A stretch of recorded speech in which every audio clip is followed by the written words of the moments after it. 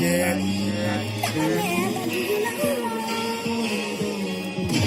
Stop playing with me, Dre. DJ K. I'm doing hump shit. Fuck all that young shit. I'm cool with hump shit. Type shit. Activity. I'm doing hump shit. Fuck all that young shit. I'm cool with hump shit. Type shit. Activity. Posted up on the island with a bitch. They call me up, cause I ain't on that dumb shit.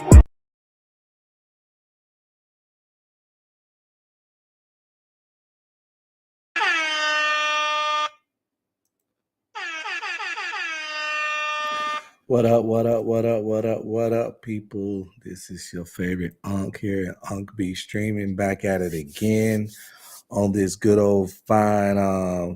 We're gonna run with Tuesday, July the 1st of the month. Grab your check and come on, wake up. It's the 1st of the month. Rent is due, people. Rent is due. When rent is due, winter is here. It's 1st of the month. Hope everybody, you know what I'm saying, get off to a good start. I'm still having weird ass credit card problems, so my shit's not starting that good. What's up, 18th letter? What's going on, brother? I got a show, somewhat of a show plan for you all today. I was gonna keep it simple, and we're just gonna go over some conspiracy theories and have some fun. But of course, there is something I want to address because I also like to address things that be going on in these YouTube streets, especially when it's like misinformation. Like I said before, it's a certain stuff I talk about when need be, but it's like not going to be the gist of my shows because I only have so much bandwidth for certain things. Before we get started, though, like, subscribe, comment, and please share. Like, subscribe, comment, and please share. That doesn't cost you a penny, nickel, or a dime. If you want to support the channel, the cash app's right there, $, Unc B streaming. We go directly into all these apps and software.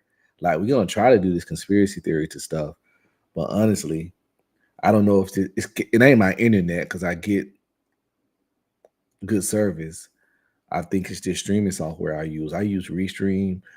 I might need to go back to StreamYard. Only reason I went back to Restream because it helps me stream. It helps me game better. You can stream games better and collect to your OBS. It's technical shit. It don't matter, but yeah, Restream is better for streaming games, but it can stream like everybody else's normal stuff, but it's a little fickle. StreamYard suck at streaming games, but it's more consistent when streaming regularly. To really do everything I want to do, I will have to get both. But I'm not going to do that right now. But again, like, subscribe, comment, and please share. That helps the channel the most, helps the channel grow. Get me back in the algorithm over on this side of YouTube on this particular channel. Before we get started at the actual topic, I want to talk about something that people been yapping about on YouTube for the last couple of days. Not for the last couple of days, but for a long time. But recently, it's been a couple of content creators talking about it, and that's hypergamy. Hypergamy, the importance of hypergamy, how hypergamy works, and things of that nature.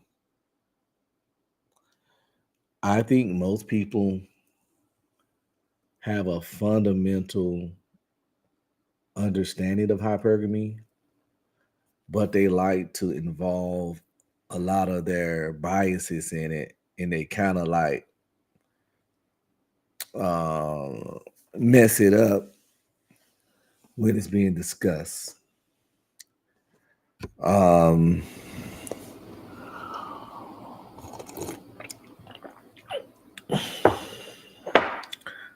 First of all, I want to say hypergamy fundamentally isn't a bad thing, okay? And the vast majority of women practice hypergamy. they have a hypergamous nature. Primarily when it comes to dating who they want to partner up with. Um, some people would say, well, men are hypergamous because they usually want women that look better than them. That's when stuff start getting weird because most women gonna look better than men because we ain't designed just to be the pretty motherfuckers. A man is not practicing hypergamy because he get a woman looks better than him due to the fact to what she wants from him just has more value than what she wants. So even if she look better, if he got that money and that status, she's still dating up because even with her looks, it don't trump his money and status. Because if it did, she wouldn't be dating him up. She wouldn't be dating him. It wouldn't fulfill her hypergamous nature. What do I mean by hypergamous nature, right? What I mean with that is a person's desire to be with that nigga or that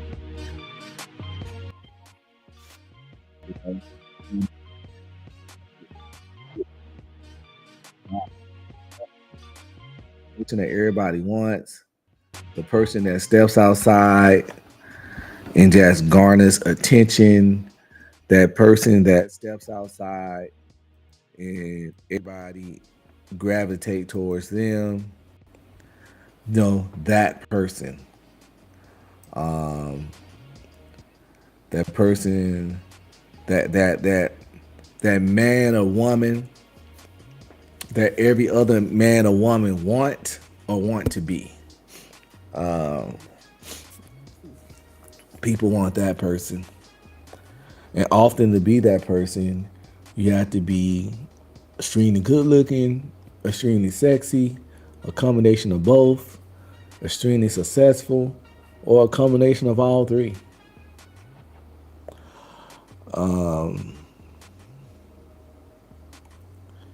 A lot of men want the bad bitch, the dime. And people like to say that, when guys be like, you got women that don't qualify, they be trying to get rich guys. Well, y'all be trying to get. The difference is that men are a lot more realistic with those desires. We want it, just as like a daydream kind of thing, but we don't block off everything else. We don't tunnel vision. Who wouldn't love to have a nice, beautiful, faithful dime piece? But men are realistic enough to understand that that's not logical and practical. To just like say that shit and stand firm on it.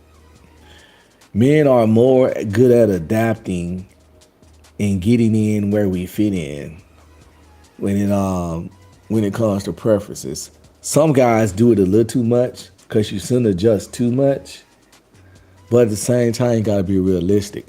You can't be a 5'5" janitor wanting nothing but dimes and expecting to have a plethora of women that in your life that fulfill that role. Because if you do, you'll end up like these busted women that want wealthy men. See, men don't have a problem with hypergamy. Men don't have a problem with a female's hypergamous nature. We get annoyed when women that clearly don't have nothing going on to get what they demanding and saying they deserve be doing that shit. We don't tell them don't be hypergamous. We tell them, are you sure you qualify for this level of hypergamy you're seeking? It's one of those right message, wrong messenger thing. Now, hear me out. In my opinion, I don't care how fine or pretty a bitch is.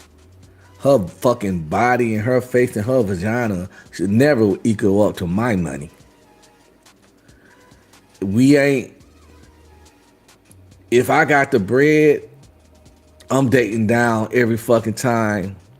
And that's gonna be the dynamic of the relationship. As in, bitch, you act right or get gone. Cause I'm already dating down. So because of that, pay the cost to be the boss, not arguing, not negotiating. You're gonna pop that thing for a real nigga. Because the thing about it, if you that guy that can fulfill her hypergamous nature with your money and status, it's more of you, it's more of her than it is of you. You can go to any junior college all over America and see an attractive fine woman, a pretty fine woman. Is there some blowed out ugly chicks out there? Yes, but this is fine women. See them every day. But what you don't see, what's not as common, is a man with a certain amount of money and status. So you easy to replace than me.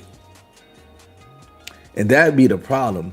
A lot of women actually think they looks and they vagina, if they pretty and fine enough, it makes them equal with a rich, successful nigga. Oh my God! And some dudes, weaker, lesser man, will let a woman operate with them in that capacity of as if they're on the same level, just because he's not as conventionally attractive as her. But he the one with the bread and the status. You can't, money don't unlame a lane, and those dudes just gonna pay for it. But we don't talk about those people that much. I don't get into the people that you shouldn't be or don't want to be. They're irrelevant. I don't need to use worst case scenarios to prove my point. You don't just don't be that guy. The point is though that hypergamy is it people always mix it up when they define it, or the purpose of it, the importance of it, and also hypergamy can work in your favor. It is not a bad thing. It is not. Because the great thing about hypergamy is that you don't have to give them hoes nothing. You just gotta have it. They just have to think if they fuck with you, they can have access to experiences with you, to being connected to your status, your name, things of that nature. A lot of those celebrities trick because they lame and because they want to, not because they need to smash the particular chick. And that's what I'm trying to tell y'all. Use hypergamy in your favor. If you a successful man and you got your shit together, of course women gonna want you because you're a successful man and you got your shit together. Now all you gotta do is get the most out of them while giving them the least.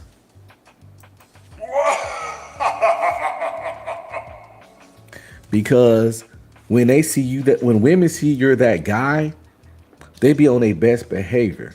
Believe it or not, when they really like you and want you to like them or take them serious, that's when they ask you for the least. Oh my God! Women ask dudes they don't like for money and stuff all the time. They don't ask the ones they want to make a good impression on for shit. When they want to make a good impression on you and want you to keep them around, they don't even talk about their problems.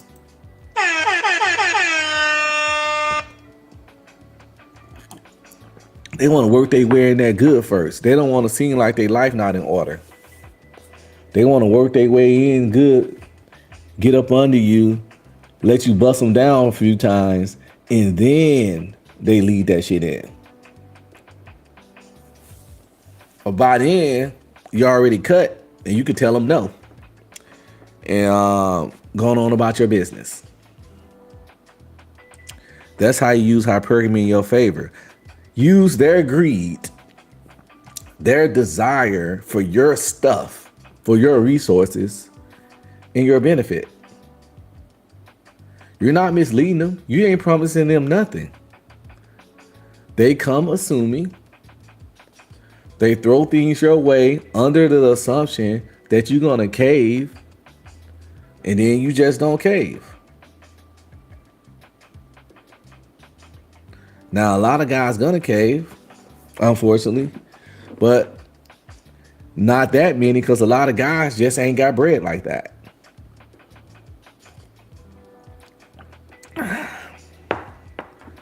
And also with hypergamy, what women need to understand, or what men need to understand, if most women practice hypergamy, that means most men are dating down. For her to fulfill her hypergamous nature, I gotta be dating down. And that's what women don't get. They say they want a man with this, and this, but also act like they the best gift to that man. No, he's dating down, man. He's doing you a favor. And that's why when a man can fulfill your hypergamous nature, in most cases, you better be available when, however, wherever, all hoes, anytime he wants some, or you might not last long. You might not last long. Again, there are exceptions. There's lames out there, but usually a man with options is going to practice his optionality, or at the least, he's not going to do too much back and forth with somebody that's being difficult. Because it's pointless when you got 20 other so-called baddies waiting outside the hotel room. Oh, hell no! This hypergamy thing, right?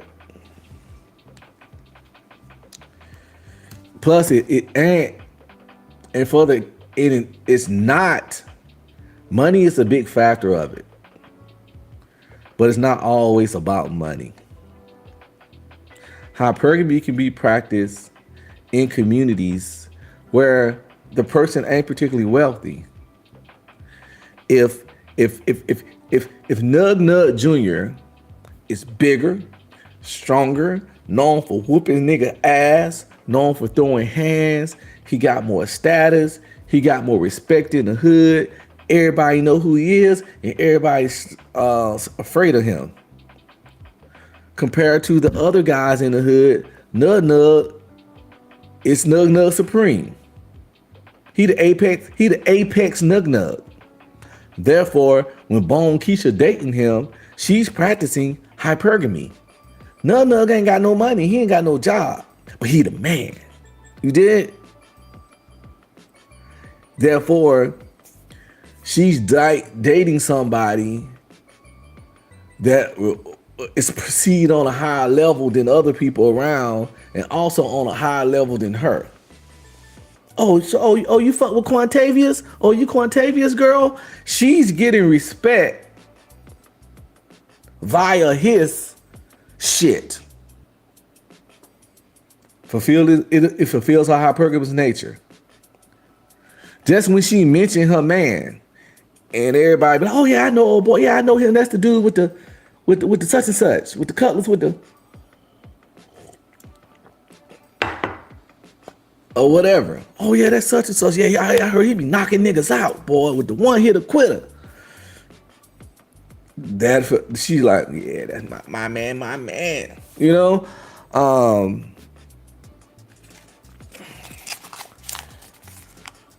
people like to connect money to it, right? But it's really just depends on what that person wants. What that person wants. It's usually money. Hypergamy is fulfilled by money more so than most of the time. That's what they be talking about. But again, in certain social classes, in certain ways, certain desires, that ain't all that's needed. Because there's pecking orders in all aspects of life.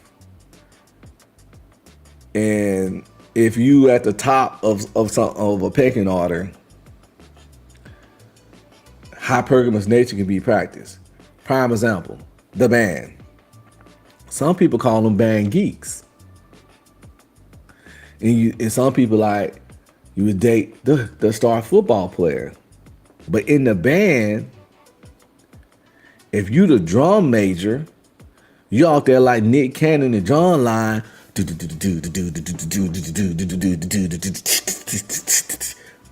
Football players might call you a band geek. But the other girls in the band that's doing the motherfucking cymbals of the tangerine, fucking with the drum major, is fulfilling the fuck out of her hypergamous nature. Oh my God! He the drum major. He out there dancing, boom, boom, boom. You know what I'm saying? He the fucking man. He on the scene. In his world, he's fulfilling hypergamy to somebody. Hell, you could be the president of the Glee Club. Mad motherfuckers think you lame, right? But the chicks into that Glee Club shit, you the man. You the fucking prez, nigga. You fulfilling you're gonna fulfill somebody's hypergamous nature because you the fucking man, you the prez of some shit that in another social class they might think is lame.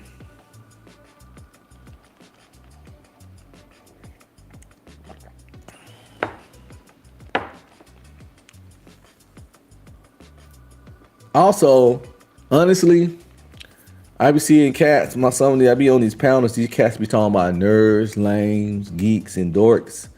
We need to get over that at our old ages. We all that now. We niggas that had work, we paying fucking bills and watching fucking shows on TV. We ain't out there big steppers.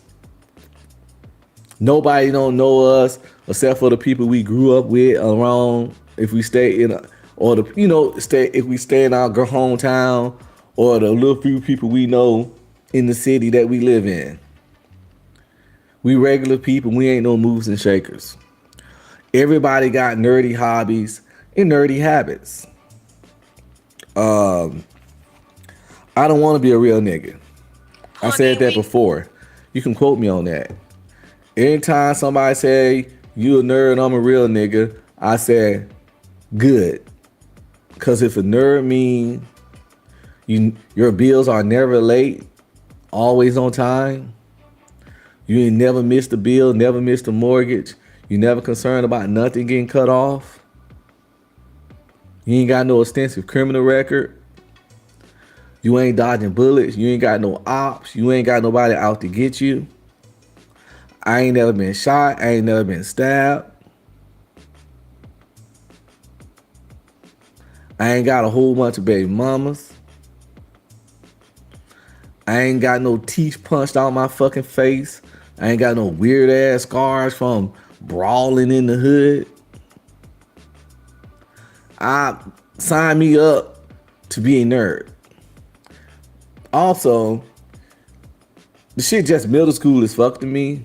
Because a lot of shit that they call being a nerd is actually being a functional adult and a contributing member of society. And the reason for that is that people often merge nerd, dork, and geek. But if you think about it fundamentally, they different. And I looked up the definition before, and I'm not going to pull them up now, but they don't have the same definitions. Because everybody can be a nerd. A nerd is just a person just into a particular thing. Comic book nerd. You could be, if you just really just know a lot about something and you talk about it a lot, and it's your thing, nerd. Don't mean you even socially awkward. Dorks often not even smart.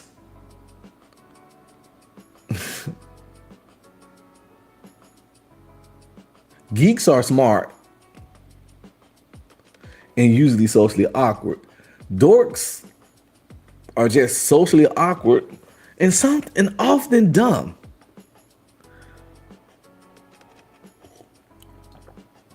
Just a goofy motherfucker. Prime example, the character Goofy off Disney. All the nerd, geek, and dork. Goofy's a fucking dork.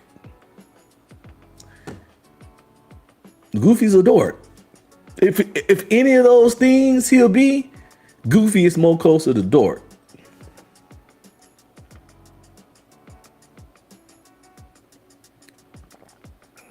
Jimmy Neutron is a geek. Jimmy Neutron is a geek.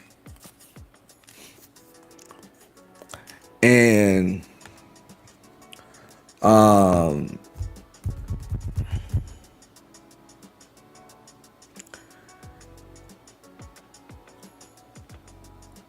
we all got a little nerd in us.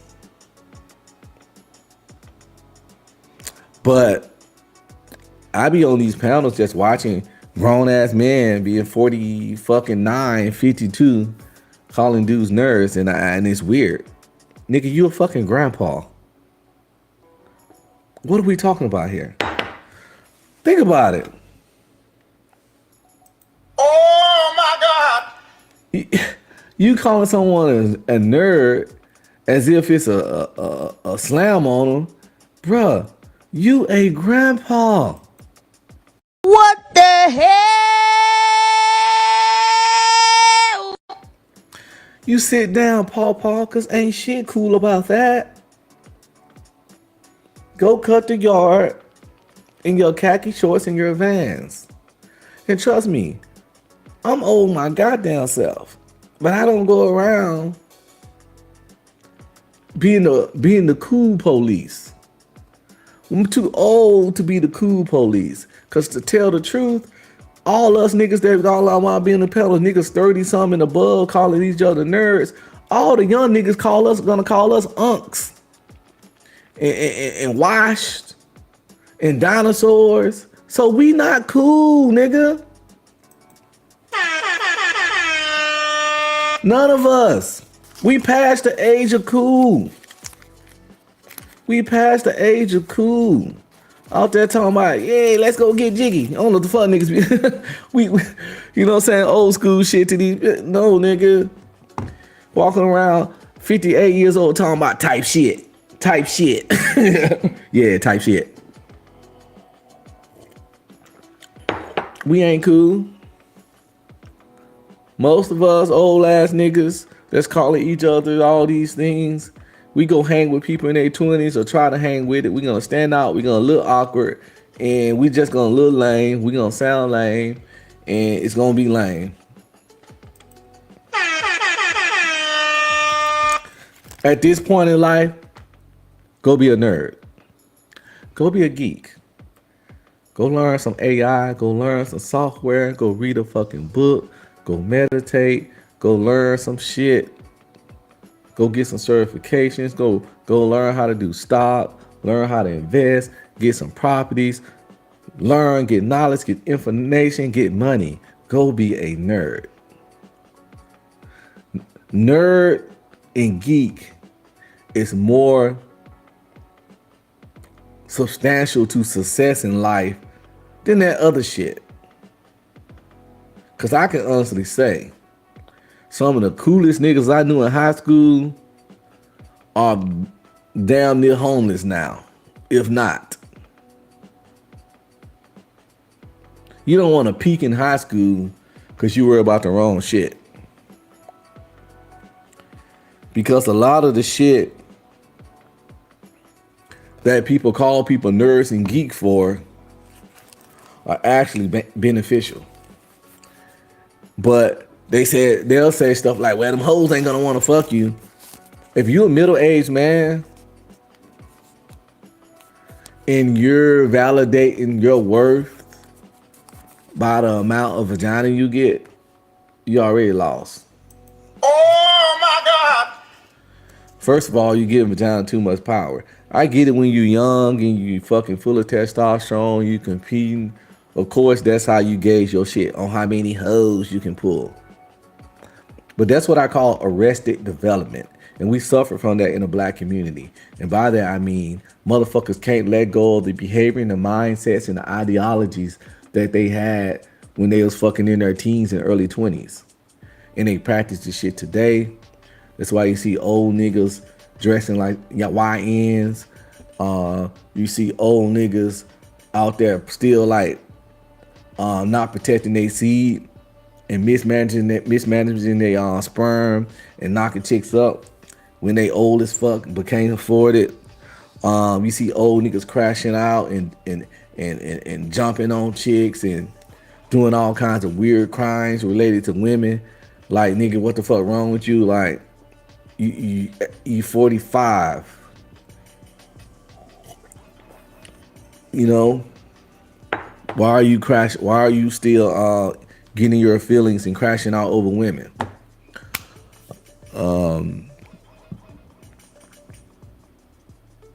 So yeah, we gotta let go of this arrested development, let go of our glory days, and understand that you have to be a functioning adult. A lot of the things we insult in the black community are actually things that you need to fucking thrive. I'll be right back.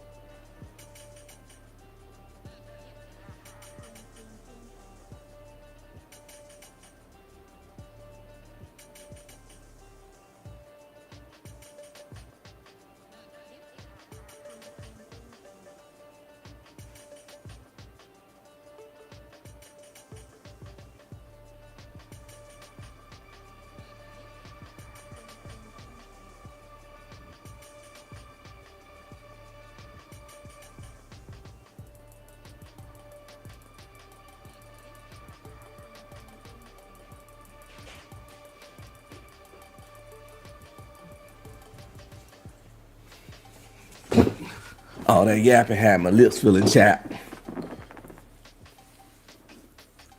Yeah, man, we suffer from arrested development. The men and the women. I get it. Nobody likes to age, but acting like a child is not gonna make you look like one per se. It's not gonna stop your insides from getting old. It's not gonna stop your life problems from being adult life problems. It's not gonna stop you from needing to compete and perform on an adult level. You know, that's, you know, failure to lunch. Having failure to lunch would fuck up your priorities. And you see that often in the black community. And I'm pretty sure it's in other communities too. But I don't care what they do because they not like us. Oh my God! I ain't got time for the comparison game either, because I think that's unproductive, because we know we do it and that's really all that matters.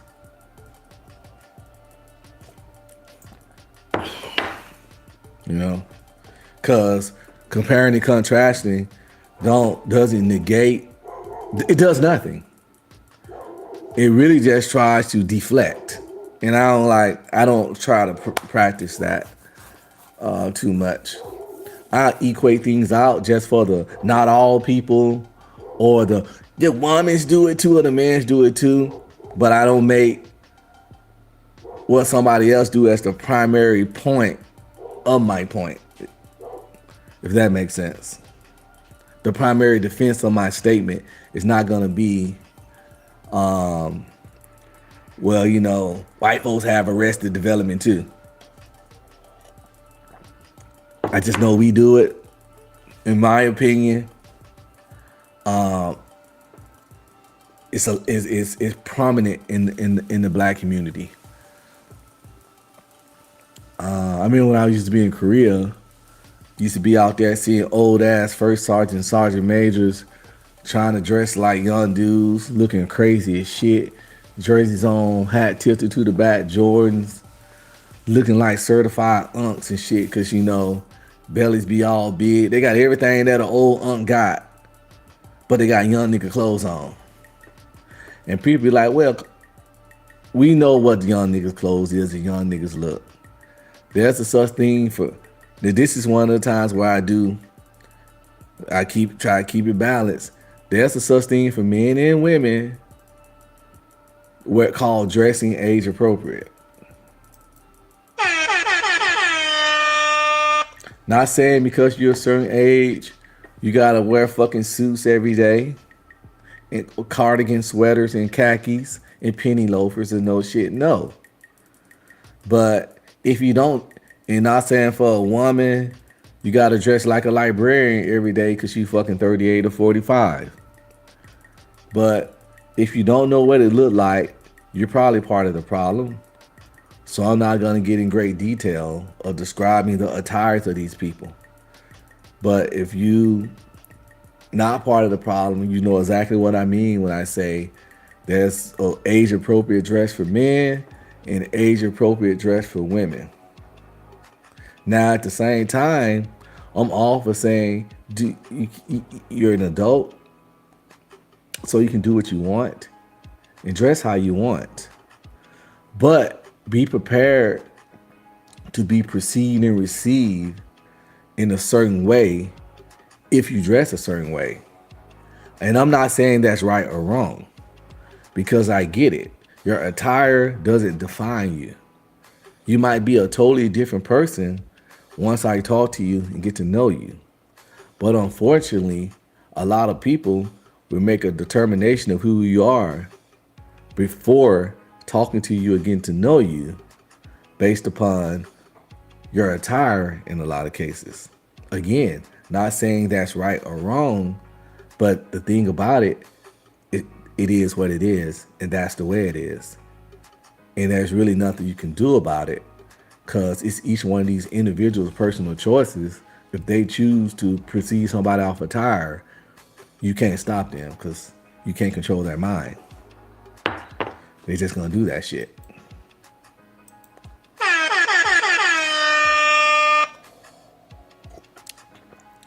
Yeah, we have to let a lot of things go, man, in this community, man. The perception of being a real nigga and what defines a real nigga, what we consider nerds, geeks, or dorks, validating or invalidating the man by the amount of fucking vagina he get.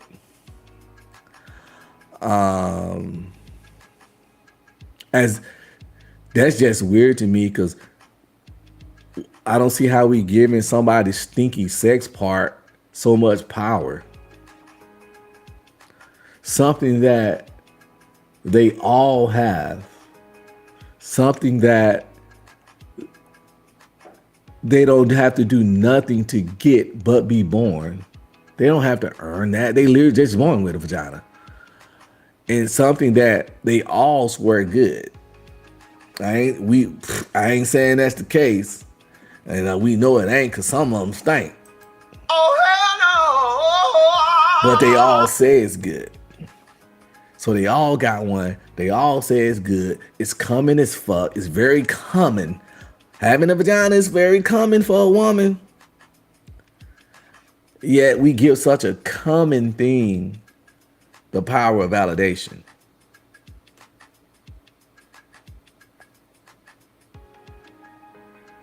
And that's a real problem in the black community. We put more respect on sexual prowess than intellectual prowess. We salute the players, but we call the smart people nerds and geeks. Pick on them and do that shit all the way into adulthood. I get it when you're a child and you're immature, but at some point you gotta realize these people might be onto something.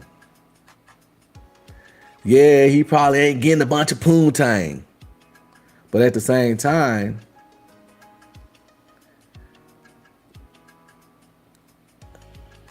you might got more poontang than him. You might have more baby mamas than him. But you don't have health insurance. You don't have life insurance. You don't have funeral insurance. You don't have dental insurance. You don't have eye insurance. You don't have any kind of savings, any kind of stock portfolios, no formal education. You staying in an apartment somewhere, still fucking hoes, working 50 hours a week at the warehouse, at the Amazon thing, or wherever you working at. You still cool though. You still fucking these bitches.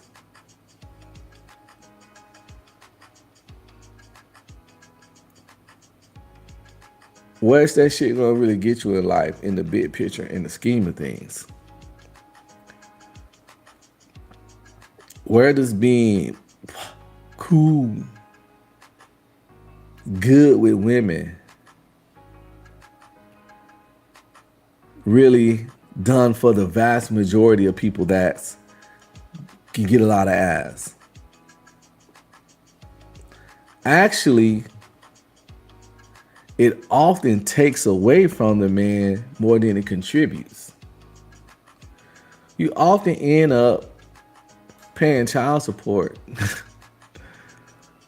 to multiple women.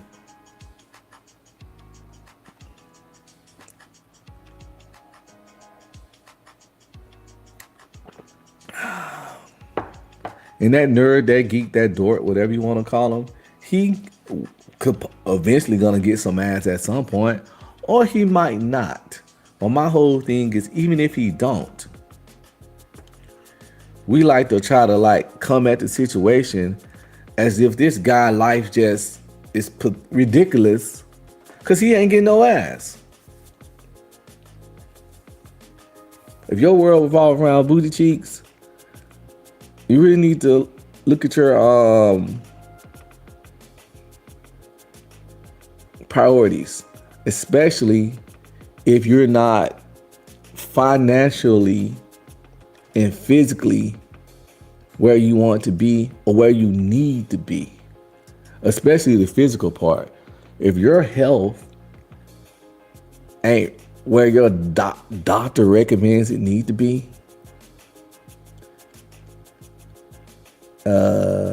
bitches is the last thing you need to be worried about, buddy.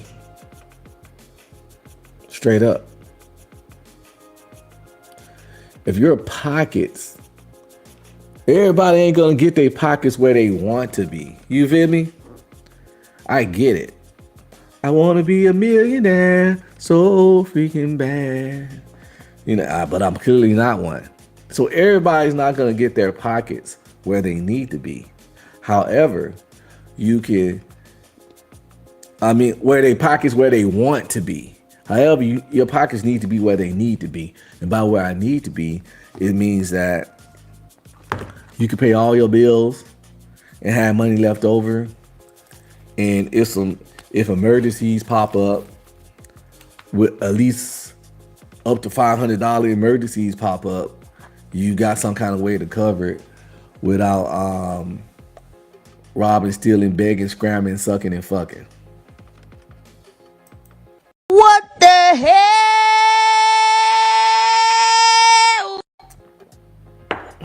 We know a lot of people can't do that. A lot of people can't do that. But they can get dressed, get a fresh cut, and go get some pussy. Salute to y'all. And speaking of getting pussy, I don't understand why people feel they made it. We act like these women have such high standards. That's why I say hypergamy is just not about money. Because again, women to practice hypergamy, but the men ain't got to have money. He just got to be the top dog. If your status high enough for whatever dumbass reason that matters to her, that's the key ingredient.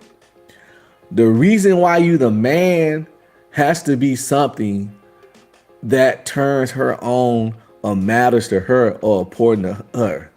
So it's like she a hood chick and you the nigga that's known to fight the best in the hood, and she about like violence, and she a bitch that like to fight and she like that hood stuff. You being a man at that is enough to fulfill her hypergamy, because it's gonna get her little ghetto juices flowing.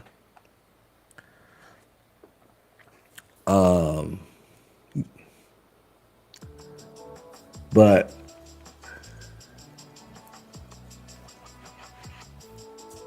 we need to understand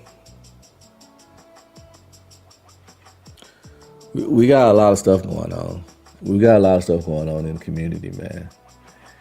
And a lot of priorities messed up. I can't save the world. And I'm not trying to save the world. All I can do is present my perspective and hope like one person will see it and get it. And make them think differently about something. But fellas,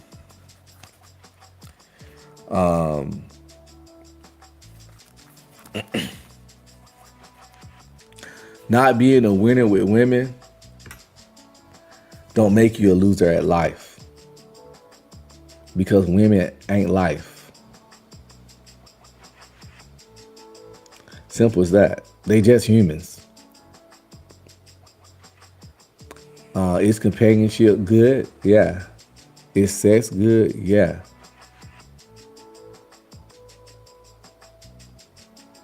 But you don't need to fuck all the girls in the world to get either of those. You just need to find one person that works for you, and you got that. So you don't have to be the man. You don't have to be Mr. Steal Your Girl. You don't have to be Mr. Bag 'em and Snack 'em.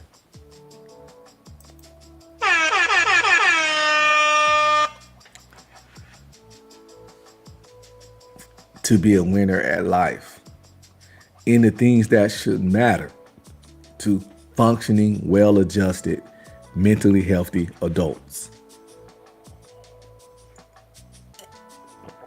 If you're a arrested development goon, that's different.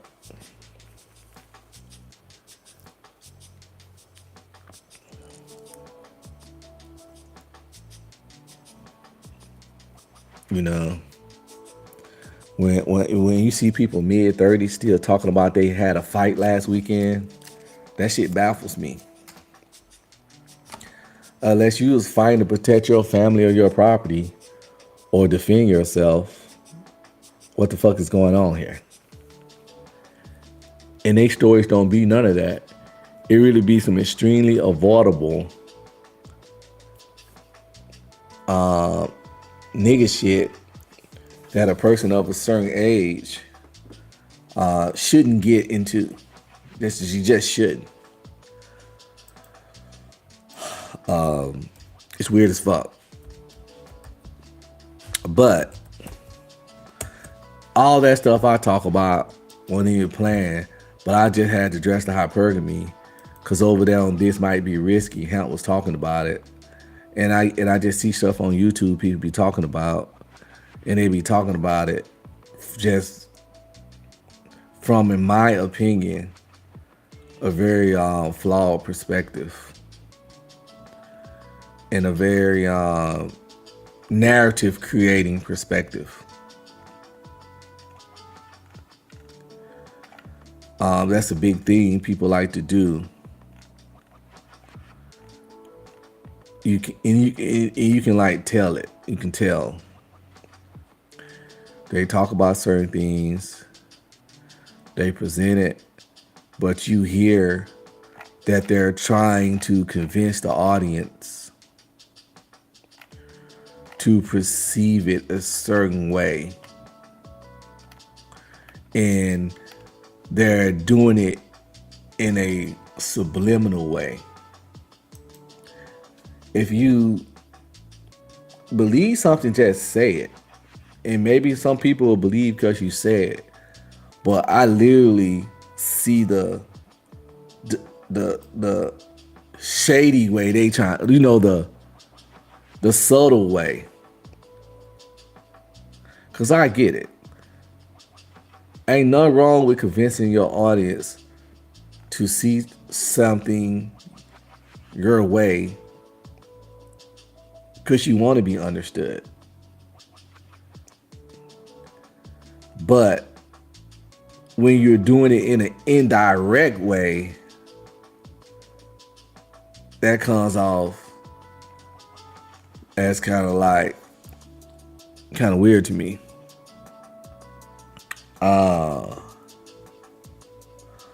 So like, subscribe, comment, and please share. Like, subscribe, comment, and please share. It helps the channel the most. It doesn't cost you a penny, a nickel, or a dime. It helps the channel grow. By the way, shout out to the replay game for the people that will or might come throughout the week to watch the content. Y'all greatly appreciate it. Think we see, I don't be checking this. Again, shout out to 18th Letter. What's up, Taurus? Go hard, go home in the house.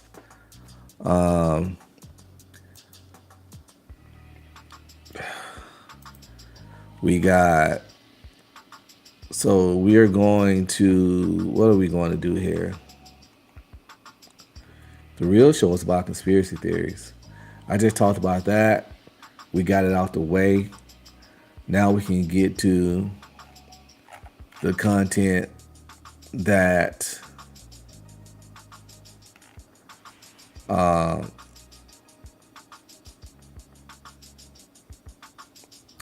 actually enjoy. Hopefully,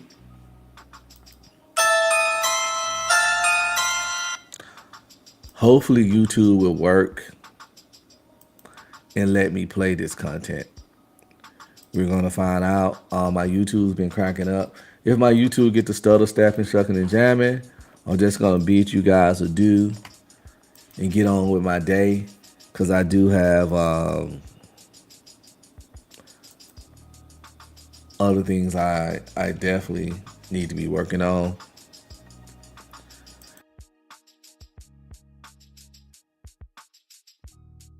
It ain't never some shit I need to do. I need to be really figuring out this AI. So I need to make a intro, just all kinds of shit. It's never ending shit I could do. Hell, I could start writing my second book. So yeah, but hopefully it works.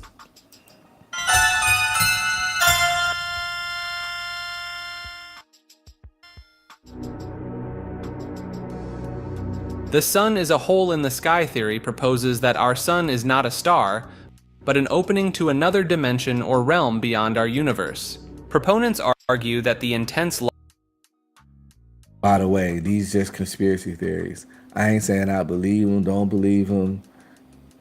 We got to see what can be believed.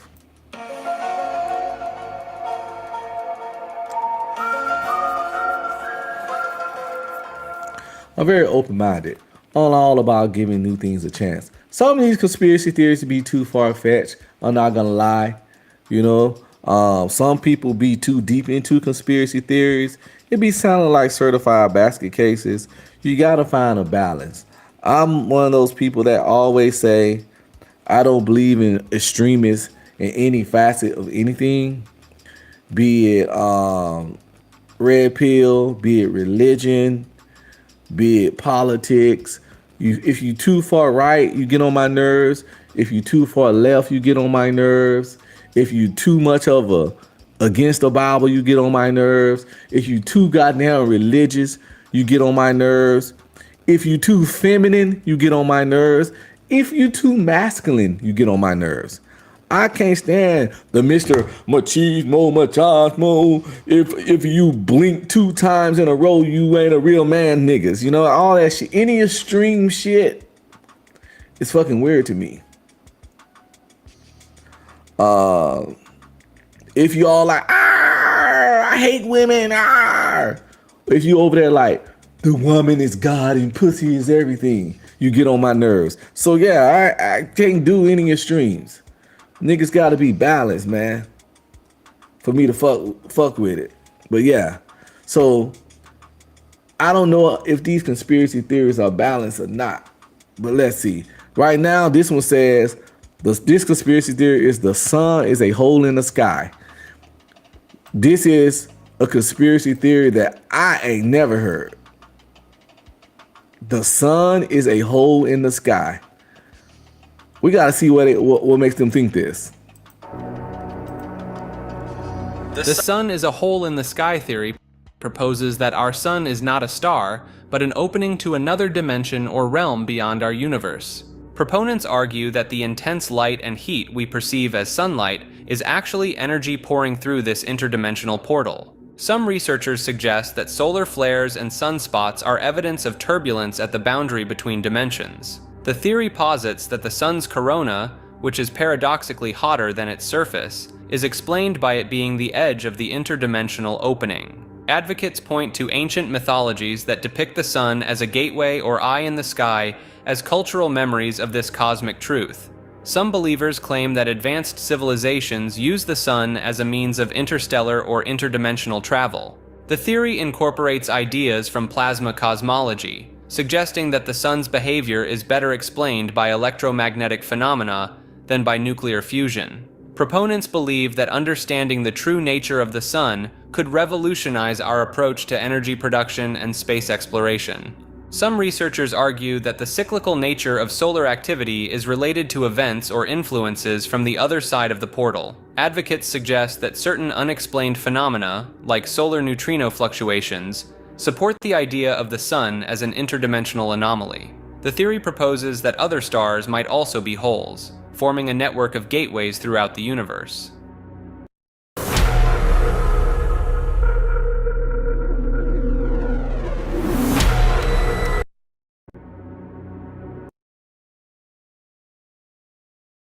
Alright. I don't like that theory was just based on nothing. I get it that a conspiracy theory is a theory, right? Right? It's a theory. That's the whole point. But usually they be based on, they have a sprinkle of science, a logic, a reality in it. It's kind of like how they say most lies, the best lies, have a glimmer of the truth, a sprinkle of truth in there, because you need something to give that lie substance. Even though it's a lie, you just need something, kind of like how you put baking soda in your cake so it can kind of fluff up or some shit. I don't know how to bake, but I'm guessing so. Yeah, so every conspiracy theory gotta have a nugget, a kernel, a sprinkle of some kind of reality or truth or solid shit to make it really seem at least somewhat viable, and that was just pure theory. Pure theory. I wasn't digging it. That's the theory of chaos. This probably might be the same. Let's see what they're talking about. The theory of chaos proposes that the world operates without any centralized control or overarching plan, driven instead by random events and complex interactions. Proponents argue that seemingly organized systems and events are actually the result of countless unpredictable factors converging by chance. Some researchers point to mathematical models of chaos theory as evidence that simple rules can produce highly complex and seemingly purposeful outcomes. The theory suggests that conspiracy theories and beliefs in hidden controllers are human attempts to impose order on an inherently chaotic reality. Advocates argue that the unpredictability of weather systems, stock markets, and social trends demonstrate the chaotic nature of the world. Some believers claim that accepting the chaotic nature of reality can lead to greater personal freedom and reduced anxiety about global events. The theory incorporates ideas from quantum mechanics, proposing that fundamental randomness at the quantum level scales up to affect macroscopic events. Proponents believe that understanding chaos theory could lead to better predictive models in fields like ecology, economics, and social sciences. Some research And there we go, people. researchers suggest that the emergence of There we go. There we go with this bad internet.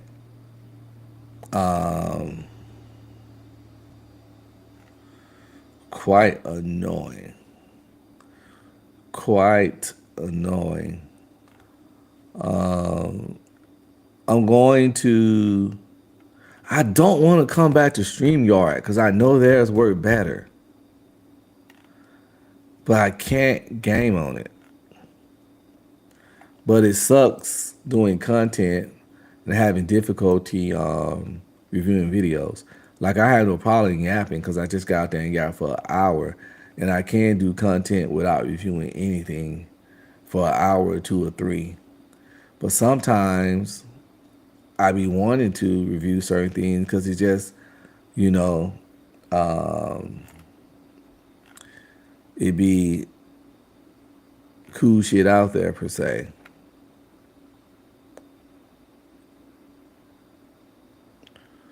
But I'm really not about to get both services. I'm just fucking not. I'm not finna do it.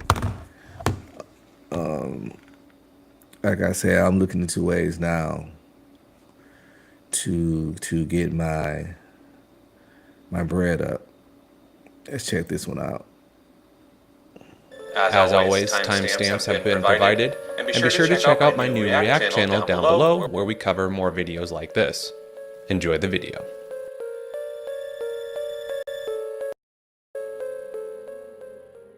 Earthly Inhospitality describes the theory that elaborate tunnel systems exist beneath the continents, serving as both transportation networks for elites and potential survival bunkers for an environmental collapse.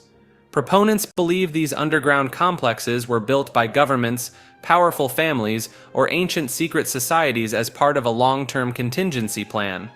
These tunnels allegedly connect major cities, military installations, and private compounds through thousands of miles of sophisticated infrastructure.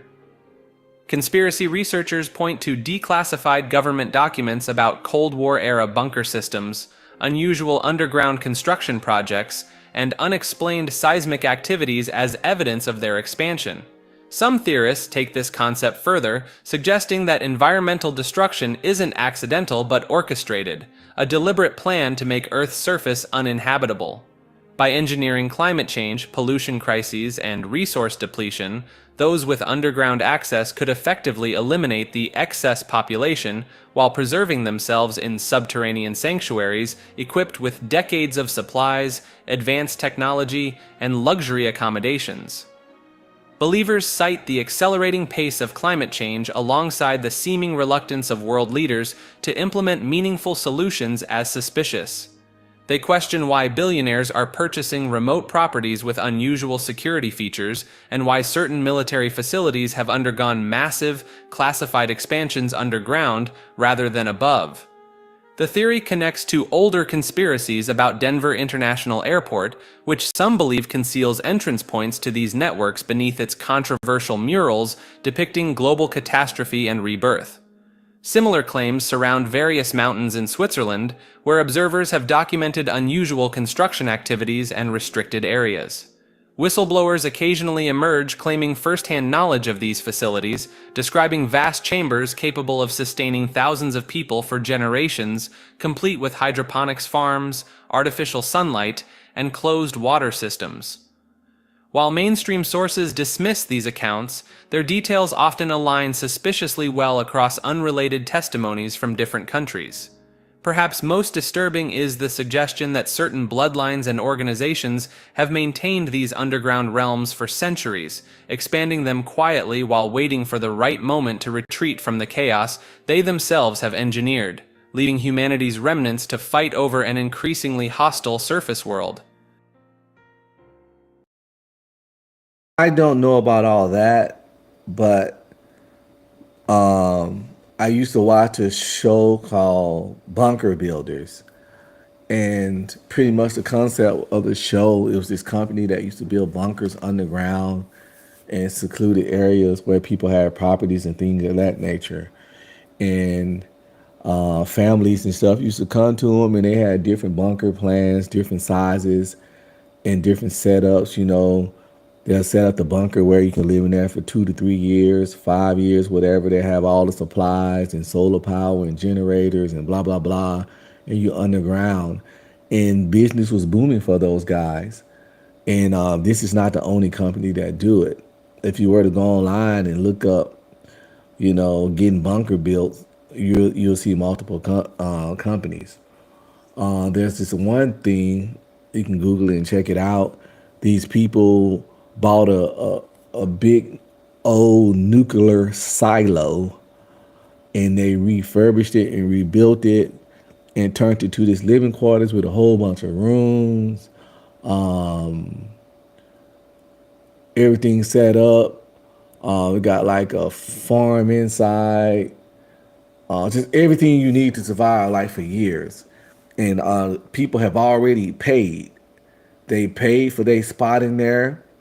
You got different size rooms for different quarters. You got a gym, it got security, all that shit come with the package. It's a crazy amount of money.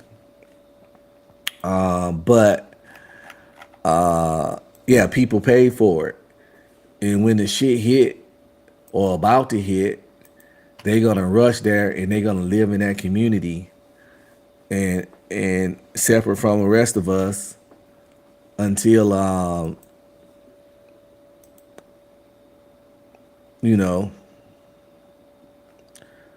shit get right, if shit get right. But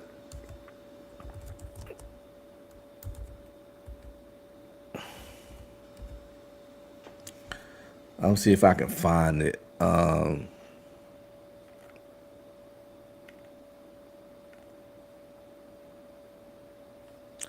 Oh yeah.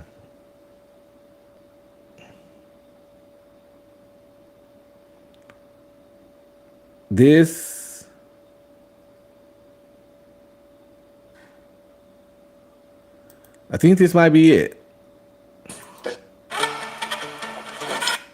So we're gonna switch over real quick into this, and we're gonna get into what the 1% are doing as we argue about going 50-50 with each other and getting people to submit. By the way, that's something I do want to add. If ladies and gentlemen, if you gotta tell a man he broke or he ain't a real man if he don't buy you something, if you gotta use any sign language to get a man to do something for you, he simply just don't like you. Men have no problem doing things for spending money on and taking care of women that they love and care about and they consider their woman. The thing is, he gotta love, care about you, consider you their woman, and he gotta feel that that love and care is being given back to him. You do that, you're good to fucking go. Fellas, you should never have to beg, argue, fight for submission or cooperation. If you do, you already lost. So just dead the conversation. If you ain't getting that from a person, if you're not getting submission from her, cooperation from her, don't talk to her.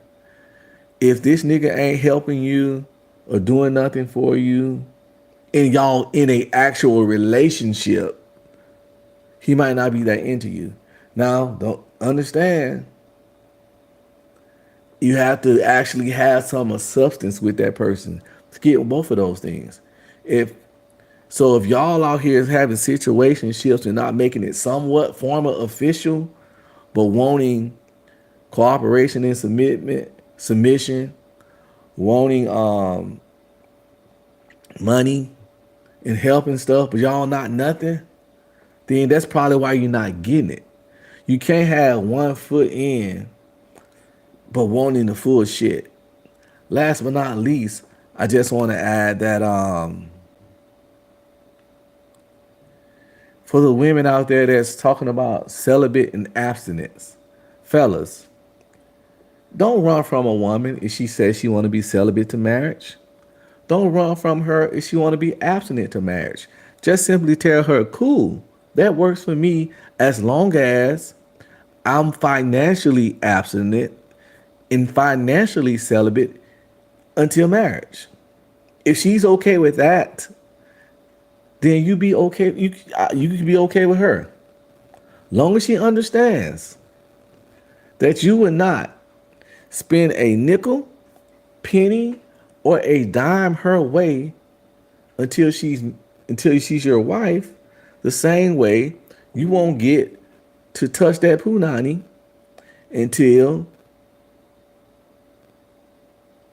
you her husband. That's how you handle that. That's how you see how real they is about what they talking about. So try next time a chick be like, I just want to let you know I'm abstinent into marriage. Awesome. That's what's up. Cool.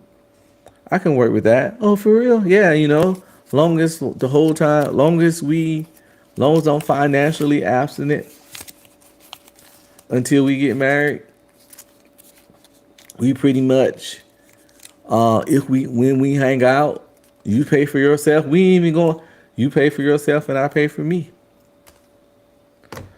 Yeah. But that will require her to be good and pleasant company.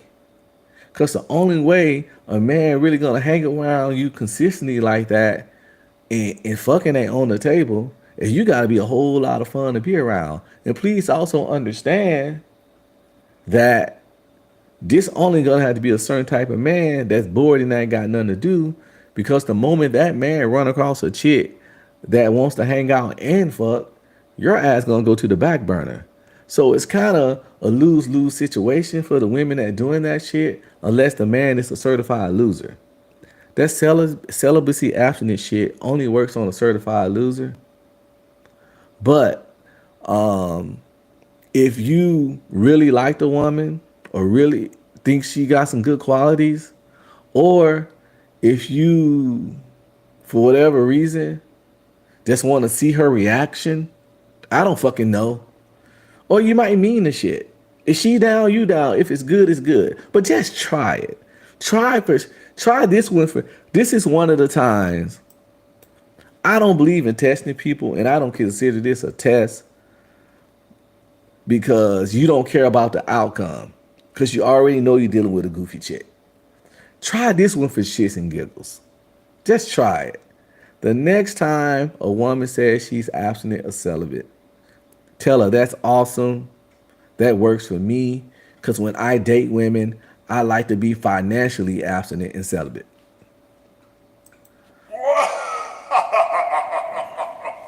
And if you're a guy, you're out there dating, and you're on the dating apps, put that in your bio.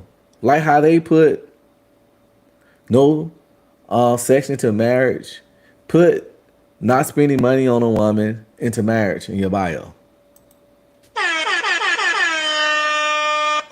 Of course, you know you probably get no hits. That's why I don't understand why women think that shit's gonna work on a lot of men. It's the amount of men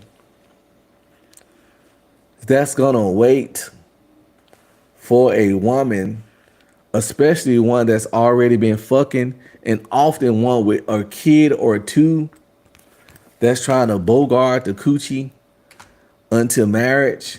The amount of men that's going. First of all, if a nigga's okay with that, you might want to make sure he not a fucking serial killer.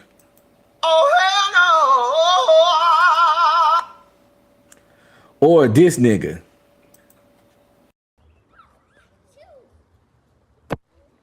Baby girl, I like your bum bum. But yeah, that's the new move, people. Put on your dating profiles. Practicing financial abstinence into marriage. Oh my God. Or if it comes up in a conversation, tell them, cool. That's awesome. I'm glad you're practicing sexual abstinence.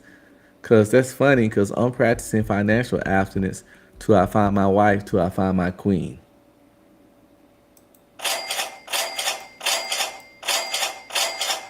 Let's see what kind of face she make.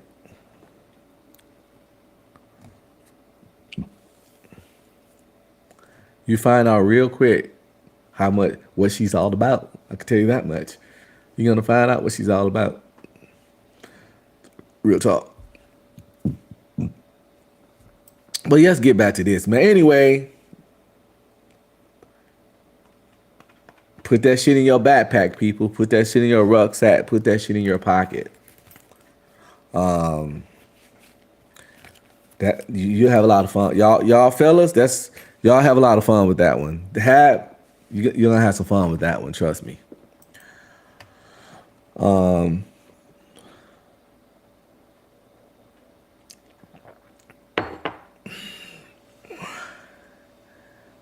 Anyway, as you know, be streaming. And the reason I named this channel Be Streaming, because I didn't want to be penciled in to talk about a specific thing. As you see today, I've been all over the place.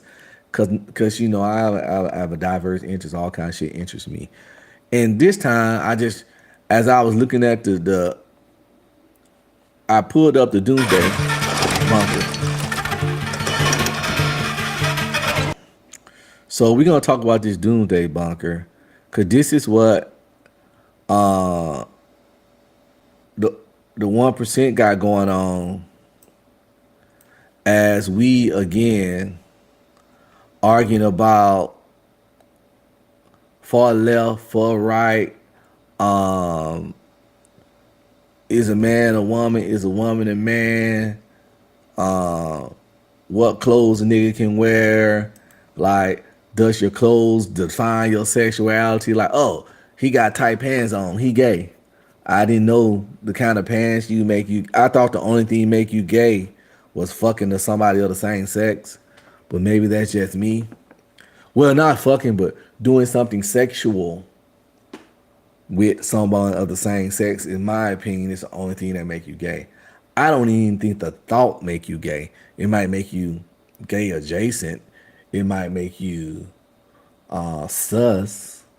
But it's kind of like I always say, and I challenge anybody in the comments later on and watching this video on the replay to tell me if I'm wrong.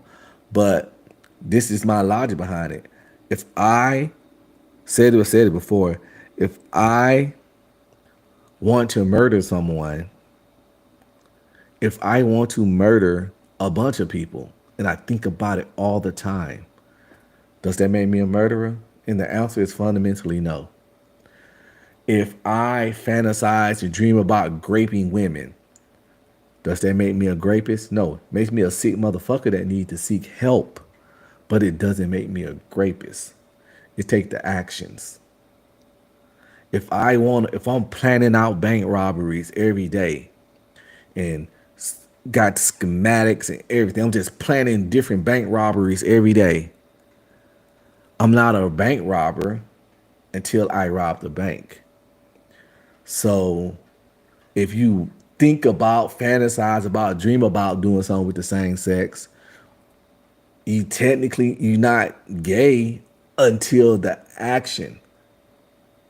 Now, again, you gay adjacent and you sus. But, and my point is that if that can't make you gay, wearing a lot of colors or dressing like Cam Newton, for example, don't make you gay because it's just clothing. But as we having dumbass conversations about stuff like that, this is what the wealthy's doing.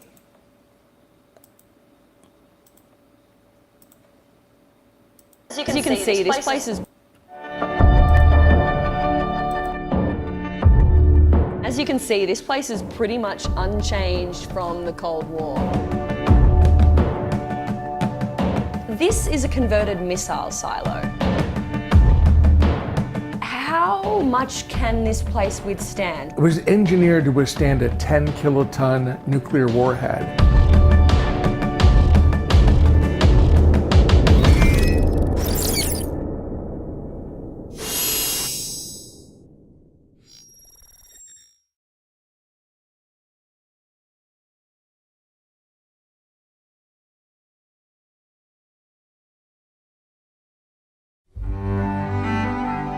When it comes to the apocalypse, nothing's quite as terrifying as nuclear war. So, when the nuclear apocalypse comes, are we going to get blasted back into the Stone Age? Or can we use our heads and survive the end of days with the help of technology? Here in beautiful Colorado, one man is already thinking about the end of the world. Professor Brian Toon is an atmospheric scientist and an expert on nuclear winter. Brian, level with me. How likely is an all-out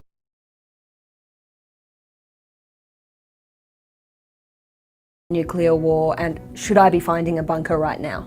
You never know for sure, because that's one of the real terrifying things here, is that one person in the United States and one person in Russia could decide all by themselves to have a nuclear conflict. How many nukes are there around the world? Who has them? There are about 14,000 nuclear weapons in the world.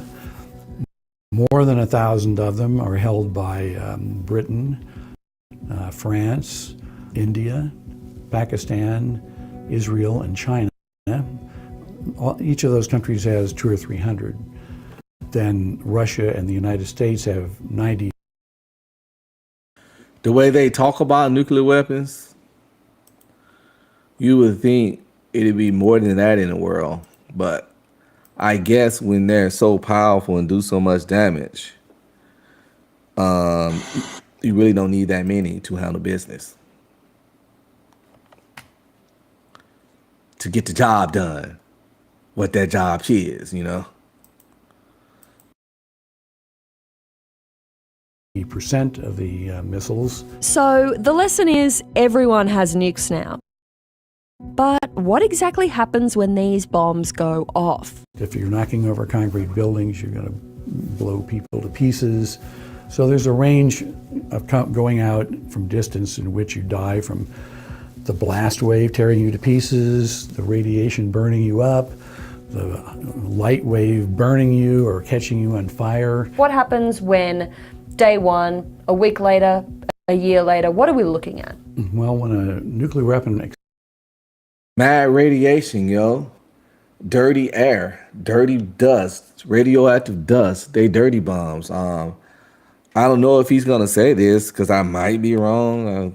But I think after a nuclear weapon hit, that area is like extremely contaminated for years. You can't just, oh yeah, I was in my bunker and they nuked Dallas.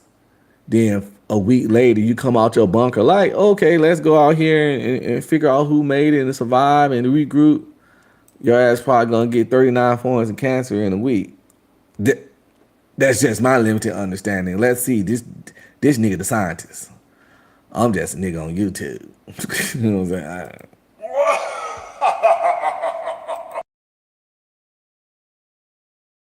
Explodes. It sends out a burst of light. It's like bringing a piece of the sun, which is nuclear explosions happening, down to the Earth. And that burst of light catches everything around it on fire. That fire sends huge amounts of smoke into the stratosphere. But because it doesn't rain up there, it takes years for that smoke to clear, creating a nuclear winter. Blocks sunlight from reaching the ground, which of course makes it cool off. It gets cold at the ground.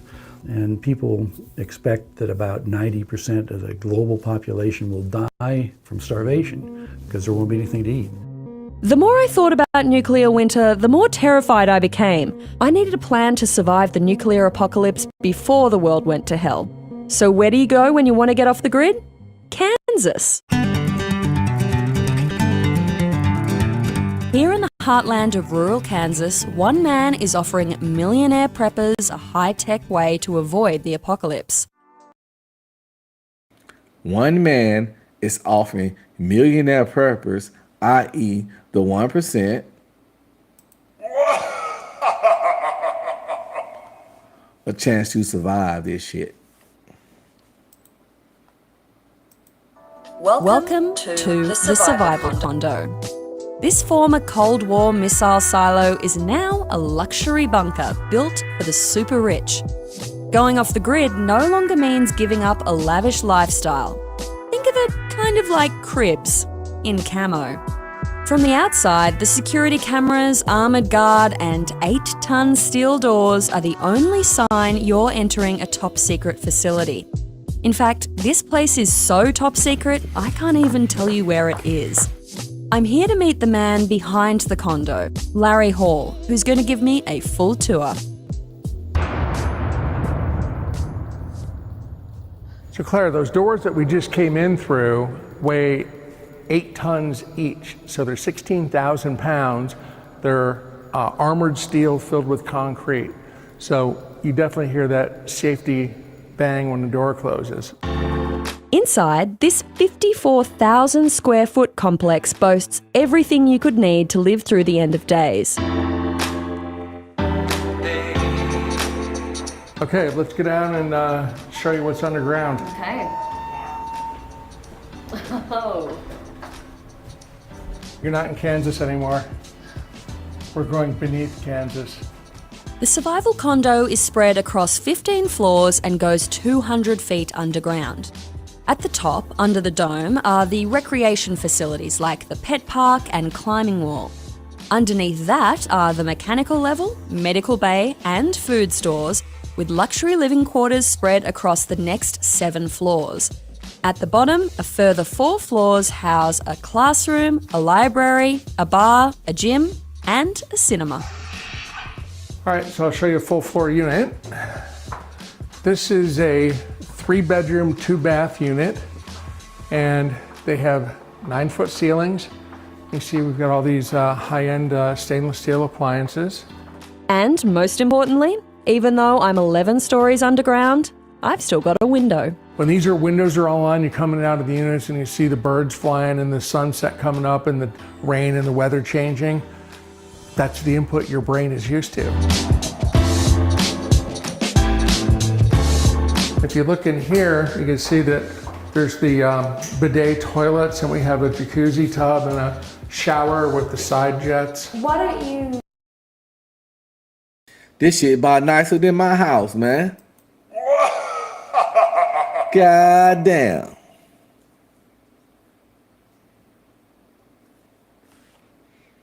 But yeah, let's see if she asks him the important question. The important question. How much that shit run you for? That's what I want to know. Why do you have bidet toilets instead of regular toilets? Well, interestingly, we did a little calculation, and the max occupancy for this facility is 75 people. And if we put toilet paper for 75 people for 5 years, that volume of toilet paper would take an entire floor to store just toilet paper. And that square footage costs about $3 million to build. Okay, So, bidet it is. bidet it is. Bidet it is.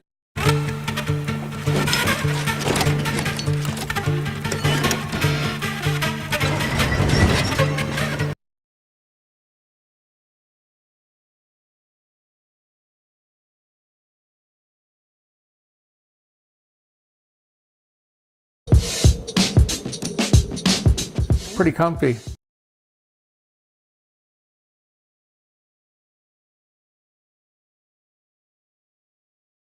I never used a bidet before, but what I do know is I need to wipe my ass. I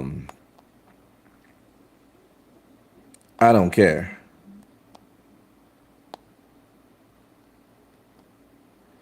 I can't just get it hit with some water.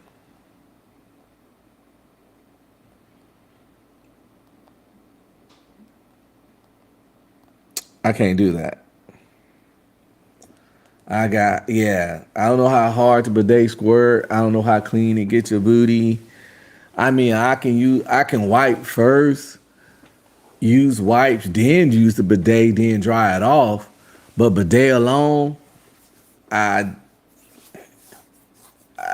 don't know. I ain't never. Let me know if that shit works. Let me know if your tootie hole feel clean from bidet. If not, this gonna be a bunker full of itchy booty ass white rich people.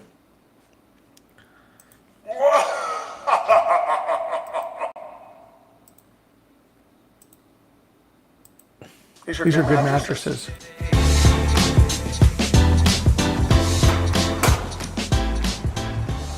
Welcome to the paradise of the beach. It's a saltwater pool. It's completely computer controlled. The pool is kept at 82 degrees.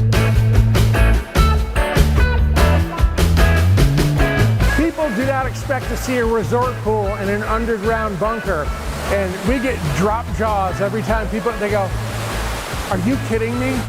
Another thing I wasn't expecting underground, so much space. You've got a 24-foot rock climbing wall. This is a fun room. This is an indoor shooting range. You can come down here and shoot everything from handguns up to .308 caliber sniper rifles. As you know, not only are they strapped in that bunker, they training to be good at being strapped in that bunker. So we're gonna have the average citizen in that bunker like, yo, you ain't finna run up on this bunker, god damn it.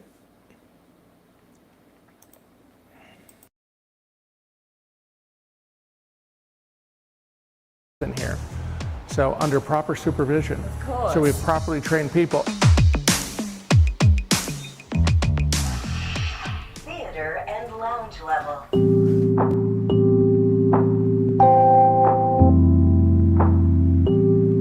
So we have this media database with about 3,000 movies on it.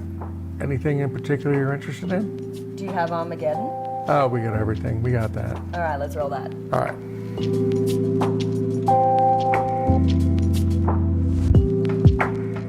But the apocalypse isn't all fun and games. There's a schoolroom in the bunker so kids from K through 12 can take self-guided lessons on brand new iMacs.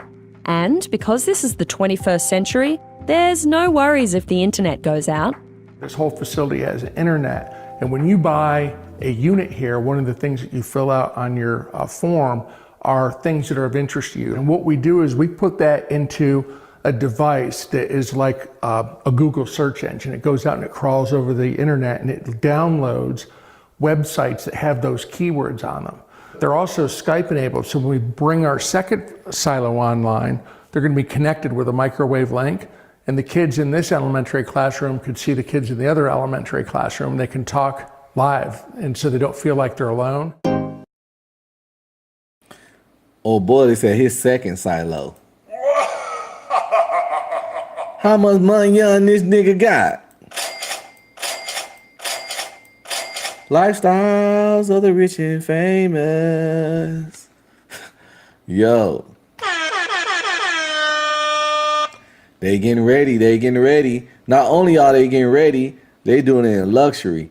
We gonna be running around here like Book of Eli, turning into cannibals and shit. Oh my God!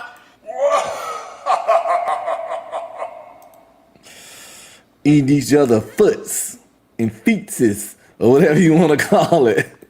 What the hell? Oh shit, this shit is awesome.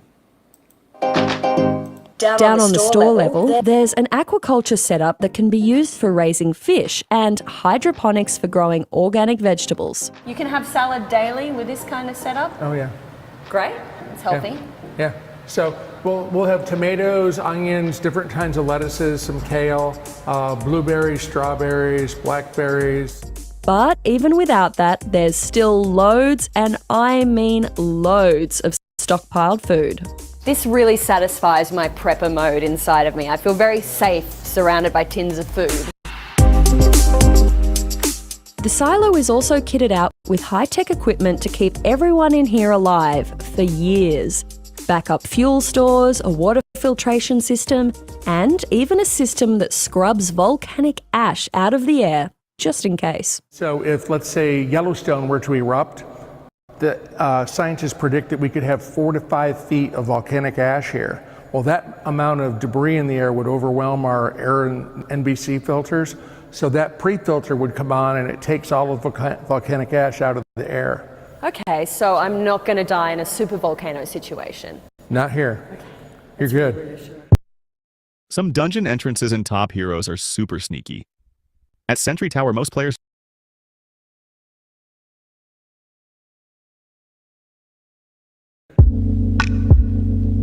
Originally built during the Cuban Missile Crisis in the 1960s, this Atlas missile silo was designed to withstand the launch of America's ICBMs.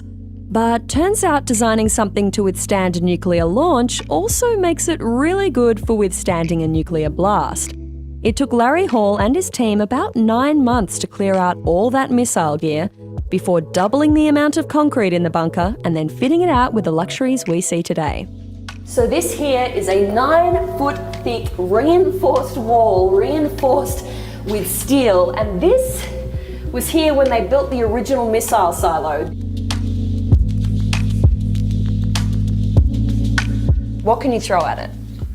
It was engineered to withstand a 10-kiloton nuclear warhead detonated within a half mile. And that would produce a shock wave that would travel 2,000 miles an hour. So it can withstand anything up to and including a 2,000 mile an hour shock wave. What's the longest I could live down underground for? It was engineered to be able to be off-grid indefinitely. We've got 5 different power sources, including a wind turbine and geothermal systems. So the limit is really, most practically, 3 to 5 years.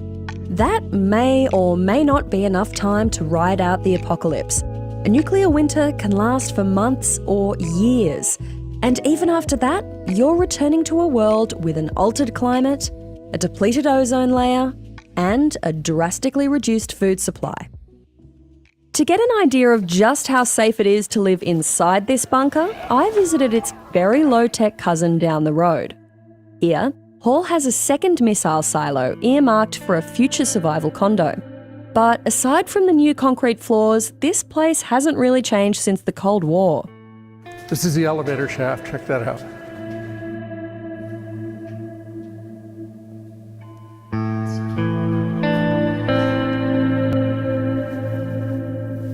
So this is upstairs in the launch control complex in the Atlas missile silo.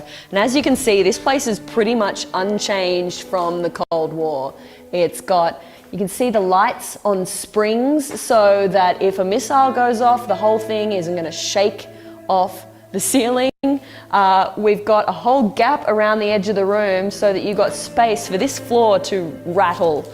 And right in the middle of the room, you can see this is the bathrooms where back in the day you had the shift workers who could go into the bathroom here, and then they lived in these quarters behind me. So you had 3 shifts of people sleeping, resting, and then manning the controls downstairs. It is so eerie to be in here. It's such a bizarre space.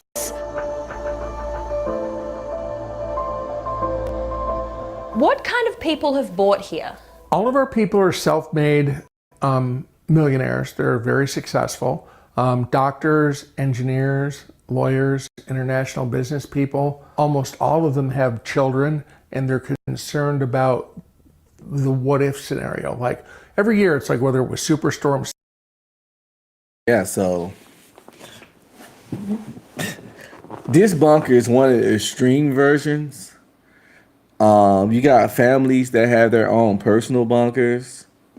That's, just for their own little family underground on their property. I saw one that got built over an underground lake. That was huge underground lake. So they built a bunker over it and it provided them with massive amounts of water supplies. So it's a great location. This is some billion-dollar industry, and people are preparing. Like I say, as we, calling niggas lame because they can't get vagina from women that gave the vagina to a bunch of people anyway. So ain't like the vagina is like super valuable, or shaming people for having particular hobbies or interests. Oh, you play Dungeons and Dragons. You a nerd. You a geek. You a dork. Worrying about what a nigga dress, how they dress, what they do with their penis, how they do with their penis. Just a bunch of trivial shit. We arguing about what's a woman. We argue with motherfuckers about that is only two genders out here. And we get caught up in that shit. Cause this ain't the only foresight type thing the wealthy doing. They do it with their finances, with their investments. Again, they got places like this. They got personal bunkers. They got secret islands. Now, of course, you might say, well, I ain't got the money to do that shit anyway. Cool. Well, at least prepare yourself, I don't know, with training. Maybe learn some skill, a little farming, how to skin animals, how to hunt, how to fish, how to clean fish. You'd be surprised how many people don't know how to do that. How to start a fire without a lighter or matches, maybe with flint. There's other useful skills if shit get real.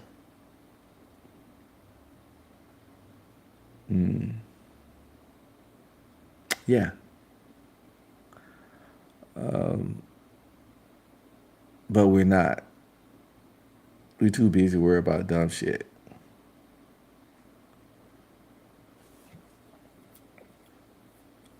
Also, instead of saying, well, they got money, they can buy dumb shit, they can do this kind of shit.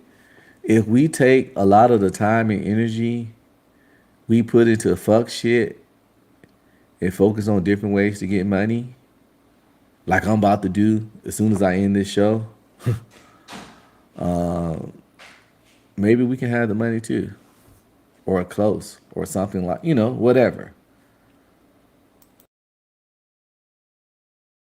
Sandy or global climate change, food shortages, economic collapse, meteor impacts, solar flares.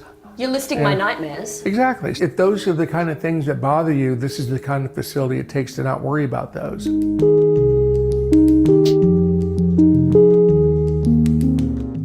How much is it going to cost me? Well, the half-floor units start right around $1 million and go up to $1.5 million.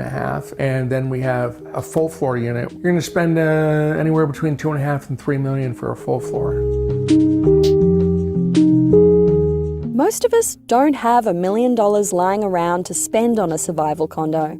And let's be honest, signing the deed on one of these doesn't guarantee you'll survive a nuclear winter, or any apocalyptic scenario for that matter. luckily for the rest of us, there are thousands of innovators working on solutions to save humanity from the end of the world. I'm just going to have to keep looking for them.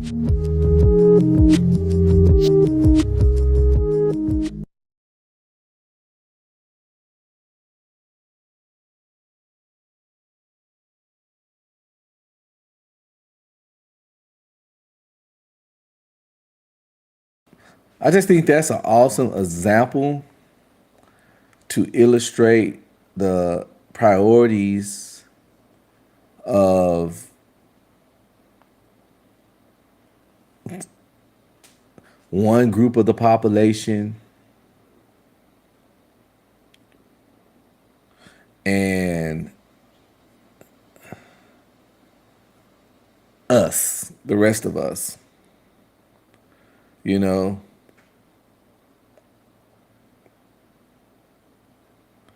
I mean, I completely understand a lot of what they can afford to do is clearly based upon the amount of money they have. But, you know, it's something to look into. It's something to do in your way within your capabilities and abilities. The simple fact is not that we can't afford, it ain't just that we can't afford to do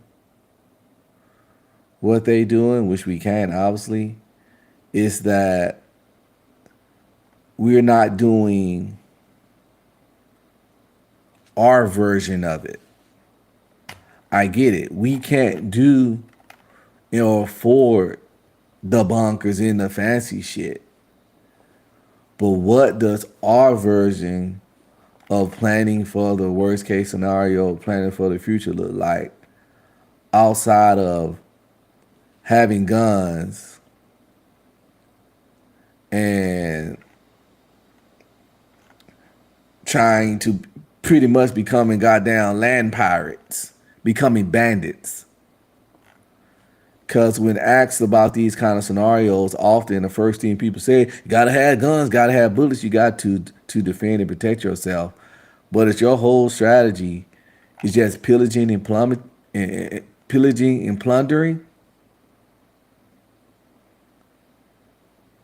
Is that your whole strategy?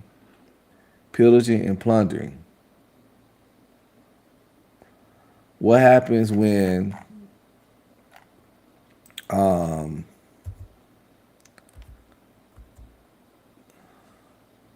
the shit runs out? What happens when you run across someone that's a little bit tougher than you? You know what I'm saying? Just a smidgen better than you.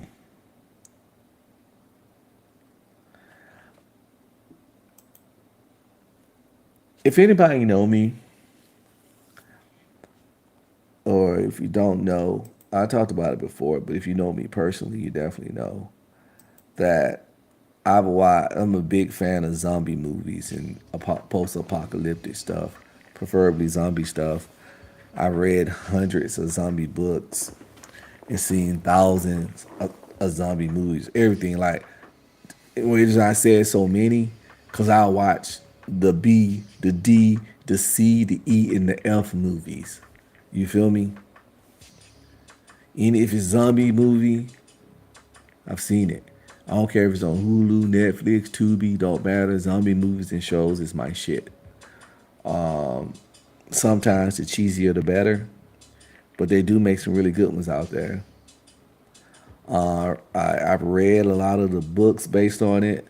I've listened to a lot of audiobooks based on zombie apocalypse stuff and people surviving and those kind of things. It always fascinates me. And I even read a book called The Zombie Survival Guide, which is a very good book. You should check it out. It helped me a lot, actually. It gives you a lot of ideas, and it's very logical and practical. Because the thing about it, a lot of the stuff in it works for a zombie apocalypse, but it also works for any scenario where the shit hits the fan. That's why when the CDC was doing their preparation thing for disasters, they played a game and did it like it's a zombie apocalypse, because preparing for any bullshit catastrophe, you're pretty much gonna do the same thing. You're gonna have a go bag, you're gonna have this amount of supplies, you're gonna do that. It's all similar shit. But they just used the zombie scenario pretty much to because at that time The Walking Dead was really big and popular, and they just wanted to get people engaged with preparation. Some people was like, they know something we don't know. They're preparing us for this zombie apocalypse. That's where, the conspiracy stuff come in, which I'm all for. But either or, a lot of people really didn't pay attention. So I got this little video, this little channel I found called The Undead Theory. Subscribe to The Undead Theory, right? And they do little videos. I only watched a little bit of one, so I don't really know the style of it, because we finna check it out real quick. And they ain't got a lot of videos on the channel, but follow me anyway.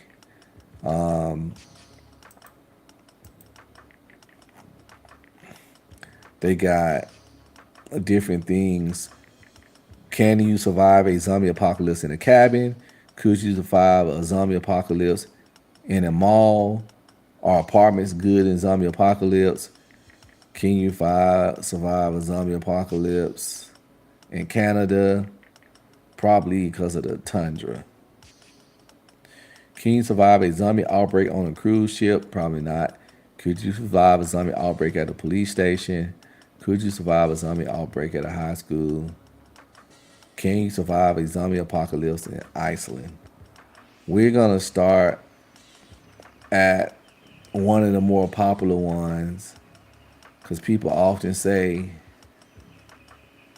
about going to a mall. I think that one movie influenced them. Dawn of the Dead or some shit. Let's see. Could you survive a zombie apocalypse in a mall? Hey, what's up, guys? I found this beer left over from some camp.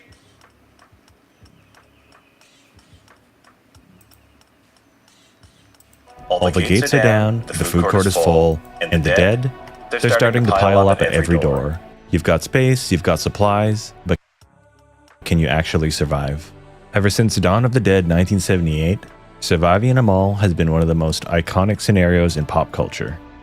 Some people dream of beachfront bunkers, others dream of kicking back in a mall full of looted Hot Topic hoodies and stale pretzels. It sounds perfect until you actually think about it. So let's break it down. This is Undead Theory, and today we're finding out if you can actually survive a zombie apocalypse inside of a mall. To keep things grounded, here's what we're working with. Slow, classic walkers, no super mutants or Olympic sprinters. The mall, standard American build, 2 floors, food court, retail stores. I like this guy already, because he understands. He broke it down. Let's keep it simple. The standard walking zombie. He understands his zombies like I understand my zombies. The type of zombies, the caliber of zombies makes a significant difference when you set up your story, your scenario, your concept, your theory. Because running zombies, mutated fucking Resident Evil zombies and super mutants and all that, sprinters, that World War Z zombies and all that shit, 28 weeks later, zombies that run like Usain Bolt, that makes a whole different scenario. That makes down near anything pretty much unsurvivable. So you got to go with the slow classic walkers, Walking Dead zombies. The Walking Dead zombies in the standard American mall. Let's cook.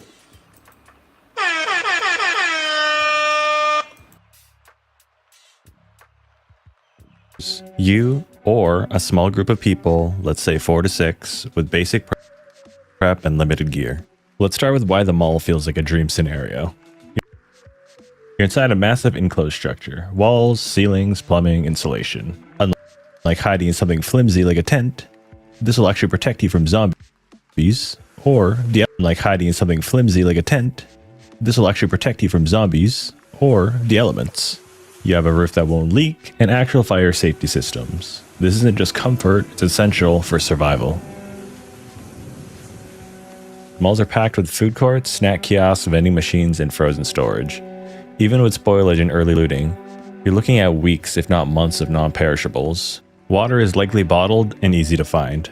And if you're lucky, maybe all the desserts haven't molded yet or gone stale. It's emotionally vital. This is where the mall really shines. Tools, mattresses, kitchen gear, sports equipment, hygiene products, clothing, flashlights, batteries, even sunglasses for your post-apocalyptic swagger. This is the only time shoplifting is morally justified, and it gives you a tactical advantage. You have interior gates, shutters, back hallways, locked store wings. All of it can be used to control movement inside. Some malls even have security offices and working camera feeds if you can power them. The rooftops, great line of sight. If something's coming, you'll see it from a mile away. The average US mall is between 400,000 and 800,000 square feet. My problem with the mall really would be keeping everything secure, I think, and monitoring all the access and interest points. I don't know if you have to work there or have some keys. It'd be really hard to lock down. And like, it'd be packed. Like, unless the apocalypse hit, and then you some kind of way get in the mall because you a janitor got a key to a side door, and you take you and your few people in there after hours, and apocalypse hit after hours.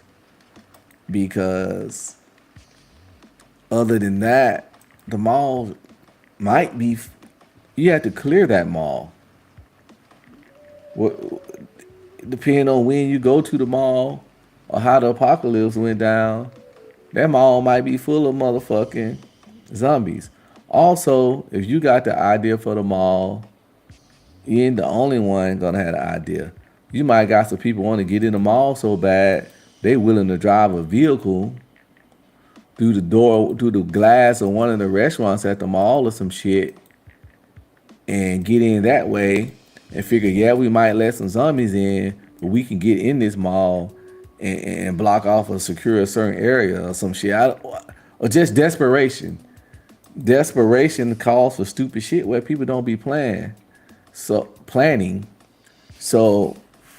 yeah, you really have to defend your mall from zombies, entrance, and a whole bunch of knuckleheads with ill intentions.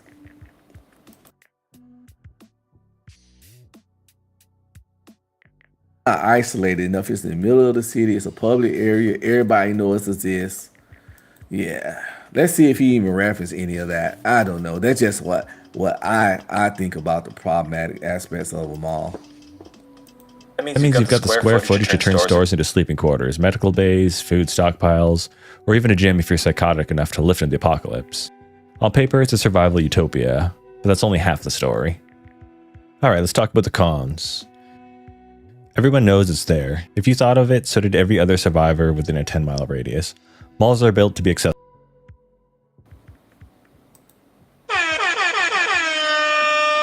There you go right there. Said it. Everybody knows it's there, yo.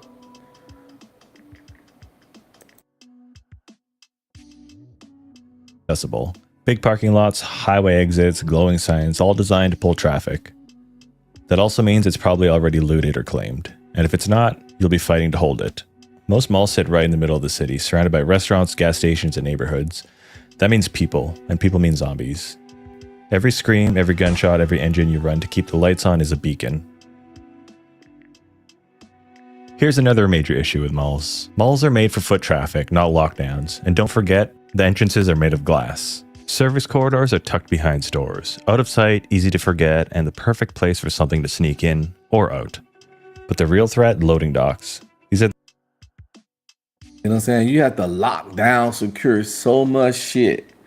You get one of them small little size service doors. You got some desperate people come in with a crowbar and just work their way in there. And next thing you know, you wake up with a knife to your throat. You know what I'm saying? Like, it's just too much area for a group of, what he said, 46 people coming in there, your little peoples and shit. Nah. the weak link in commercial security. In the real world, thieves often break in through them. They're rarely locked tight, often hidden from view, and once opened, give direct access to the interior. The gates help, but they weren't built to stop desperation. Power is a temporary luxury. Some malls have backup generators, sure, but they need fuel. They make noise and they break. Unless you've got a dedicated mechanic and a tanker truck parked outside, the power's not lasting. And without power, your cameras, lights and doors and water systems are all dead weight. It's too big. With a small group, space becomes a liability. Blind spots, dozens of access points, and no one to watch your back. People like to say just lock off one wing, but at that point, why are you even in a mall at all? Smaller building would give you more control with way less risk. Alright, so let's do a quick recap here. Pros of the mall. Shelter, solid structures, insulation, fire systems. Food, non-perishables in food courts and storage. Supplies, tools, clothing, bedding, gear. Defensive options, rooftop vantage, gates, choke points. Space, 800,000 square feet of rooms you can repurpose. Cons of the mall. High visibility, everyone thinks of going to the mall. Literally everybody. Urban density, the mall is a zombie magnet. Weak entry points, glass doors, loading docks, and service entry points. Power limitations, generators equal loud and temporary. It's too big to fully secure without sectioning it off. You would need a large group. So, can you survive in a mall? Let's say you're early and you're rolling with a small group and you've got at least some coordination and basic gear. Yeah, maybe. You'll need to secure key areas fast, ration food, and hope no one opens the wrong door. But if you're solo, scavenging in the outbreak, trying to hold 800,000 square feet by yourself, well, you're probably not surviving. You're babysitting a building you'll never control. The mall gives you space and supplies, but it demands numbers and strategy. If you try to hold this place on your own, it'll probably be your tomb. Survival score, small group, 4 to 6 people with minimal prep, 6.5 out of 10. Solo, minimal prep, 2.5 out of 10, at best.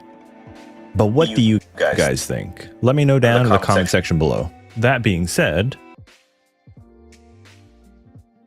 I think you want to hold down a mall, you need 20, 24 people that you can trust. But the problem with people is that the more people you involve in anything, the more conflicts, the more problems you have. So everything got its pros and cons. Even having that more manpower brings on like more fuckery.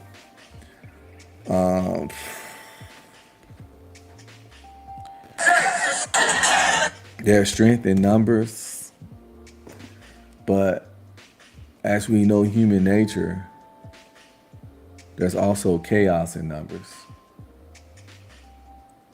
But yeah. Anyway, I gotta get out of here because I do have to get to conducting business. It's business conducting time. Gotta look into some things, work on some things, develop some things before I hit the gym, because I also gotta work on and develop myself. With that said, it's been Unc been streaming. Thanks for tuning in. Like, subscribe, comment, and please share. Again, that doesn't cost you a single fucking penny. Greatly appreciate it. I hope you enjoyed this diverse content. It's all over the place, but that's how it's always gonna be, because that's just how I like to do things. I don't care. I want people to enjoy what I want, what I create, and I hope some people do. But if I don't have fun doing it, I don't enjoy doing it, I ain't gonna do it. I cannot do content in a way to please others if I don't find it enjoyable or the way I want, because I'm the one that got to do this shit. because it's not sustainable, especially when you're not getting money. If I was getting paid for this shit, I had 30,000 people watching, I was getting all this big money, then it'd be a lot easier to do content that not interesting to me or in a format that's not my format. But since I am doing this out of my own free time and energy, God damn it, I'm gonna talk about shit that I like. Yeah. So, and the 20 people watching the end throughout the week, I'm okay because I talked about something I like on a time frame that works for me. With that said, again, but if you know someone that might find anything I said interesting or whatever, please like, subscribe, comment, and share. It'd be greatly appreciated. Greatly, greatly appreciated. With that said, this has been your favorite Unc that ain't no punk, and I'm out. Be streaming, baby.